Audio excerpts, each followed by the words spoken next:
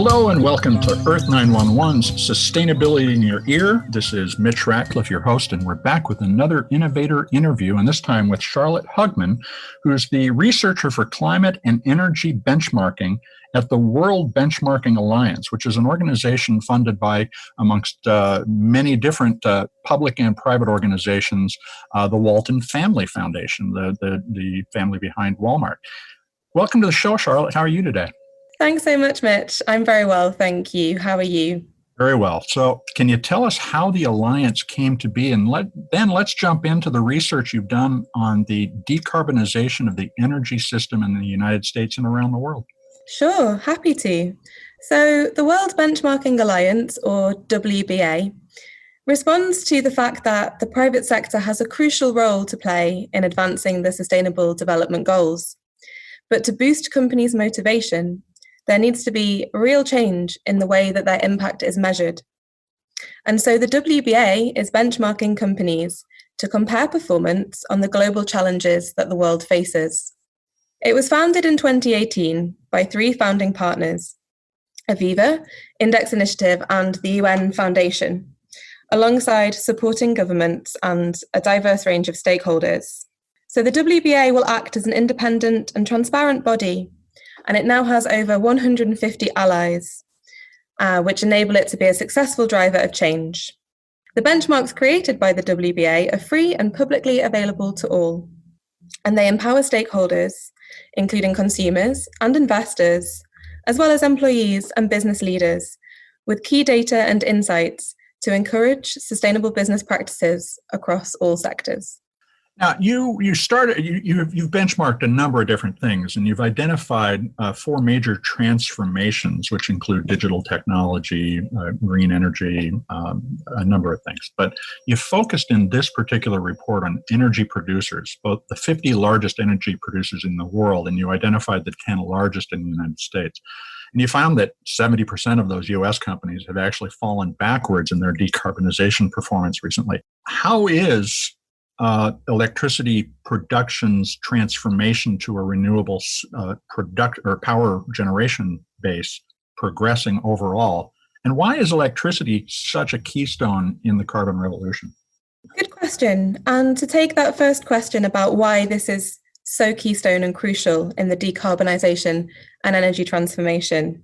As a producer, or as producers of electricity used in industrial processes and used by individuals, this sector sits effectively between the primary energy sources such as coal, oil, gas, nuclear, hydro, wind, and solar, and the downstream users of electricity, including, for example, electric vehicles.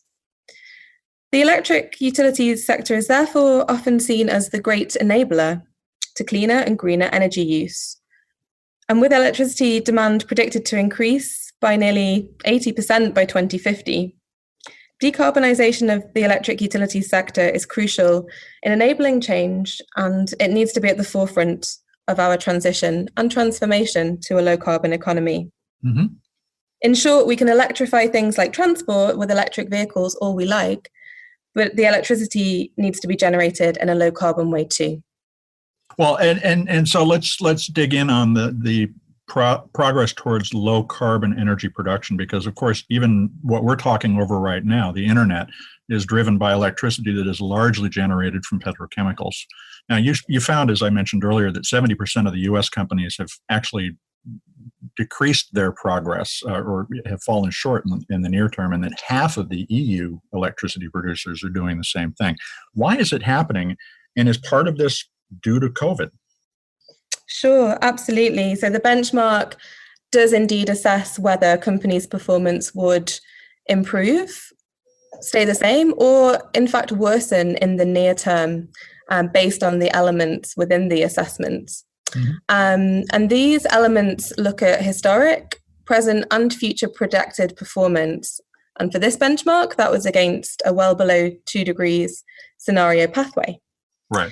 The benchmark therefore looks at longer term sustainability and transition to a low carbon economy, rather than the shorter term perspective that we currently have, for example, on COVID. And it remains to be seen what longer term impact COVID may have on companies' management approaches and actions in relation to the low carbon transition. But to answer your question, to date, the sector has been making some reductions in the carbon intensity of electricity production, but more ambitious reductions are needed to achieve the goal of the Paris Agreement to keep global warming to well below 2 degrees. For example, it's very noticeable that fewer than 10% of the 50 keystone companies benchmarked in this sector, seen as the potential great enabler of low carbon energy, actually have targets that are aligned with the Paris Agreement. And there's still a strong fossil fuel dependency. So with 70% of the 50 companies in the assessment already set to exceed their carbon budgets out to the year 2033. There are some interesting examples actually of US companies which are, I would say, going against this majority trend of potentially worsening in the near term, and that seem to display some more positive, likely near-term trends, such as Vistra, which is doing probably in the near term relatively better due to coal plant closures and climate positive statements, and also Xcel Energy, which saw a 10% drop in emissions in 2019. So let me ask just a kind of a blunt question. Which companies in the United States can customers be confident that if they're using that company, they're working with a company that is making progress? You mentioned Vistra and Xcel. Are there any others? So what I would say, Mitch, is that listeners can use the WBA's Electric Utilities Benchmark website and compare results from the largest keystone companies. As I mentioned, all of our results are freely and publicly available. So it's possible for them, for example, to explore and learn about whether companies have coal phase-out dates and to understand better the capacity of low-carbon energy provision in a provider's generation mix. And also interesting, I think, for listeners is to look at our assessment of consistency of the company's actions across the board and whether they're contributing to a low-carbon and preparing for a low-carbon economy. Sorry, go ahead. An additional question then, because we will provide a link for the listeners to check your benchmarks. But many other companies are not going to be listed in that benchmark. And so how could a listener learn a little about their local energy providers' decarbonization progress? What questions should they be asking their utility? Absolutely. So what I would say is that listeners and anyone interested can use the benchmark to understand some of the questions and types of things that are important to be looking for with their local energy provider. And using that, they can then further educate themselves, for example, by looking on companies' websites, looking into their sustainability reports and policies, and then comparing what the companies say, perhaps with those of independent advisors. So, for example, in the UK, Citizens Advice would be the kind of independent advisor that consumers might turn to. So could a small investor make a difference by applying the benchmarks to their portfolio? It sounds as though they could. Do these small efforts by an investor to support decarbonization really add up to a big difference? So what's important to remember is that the free and publicly available World Benchmarking Alliance results include these keystone companies, so really the largest companies with influence and dominance in a given industry that will have a huge effect on the structure and the system in which they operate. That said, companies of all sizes should be open and transparent about their aims, successes, and progress towards the low carbon economy. And accountability at all levels will drive us towards a greener economy. And from a decarbonisation perspective in particular, companies need to implement sufficiently resilient long-term strategies to enable a successful low-carbon transition. So of the Go ahead. Oh, sorry. I was going to just say, of the companies in the benchmark, 42 out of the 50 have a low-carbon transition plan, or have made transition planning commitments, but closer examination shows insufficient action. So that's an important point. And when you're looking at a local utility, there may be some buzzwords and some greenwashing going on that you need to be aware of. So are there key things that that companies tend to say but then not act on?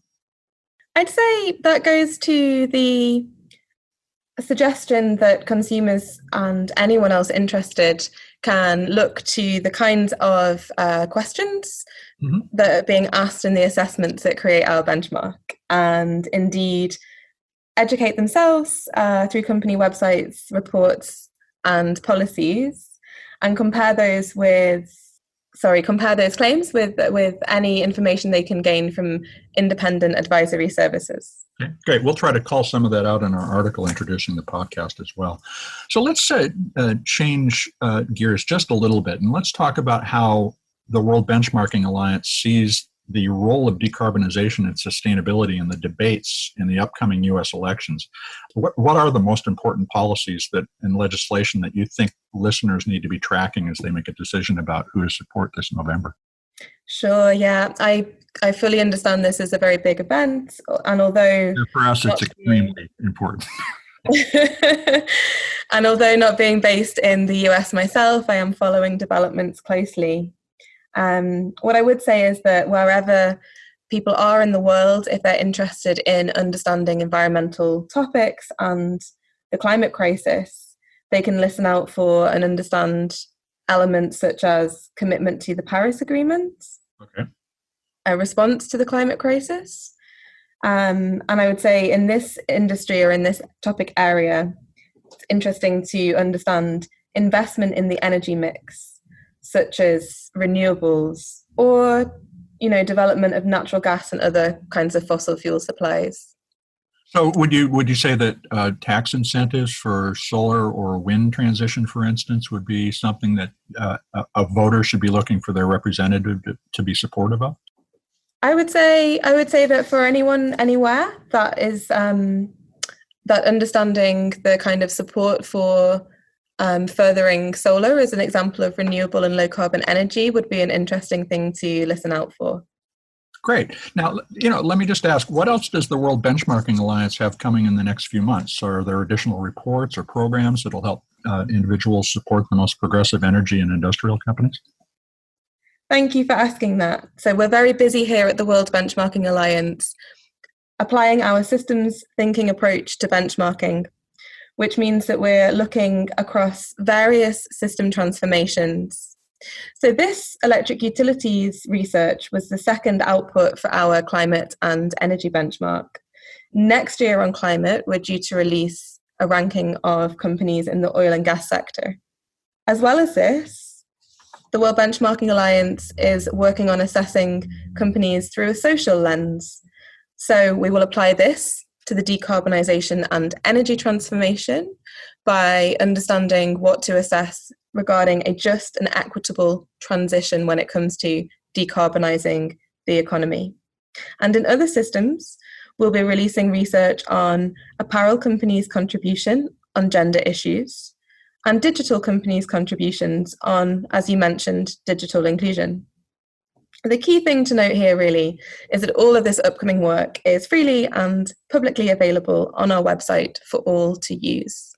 Well, that's the important point. And folks listening, go to worldbenchmarkingalliance.org. That's all one word, worldbenchmarkingalliance.org.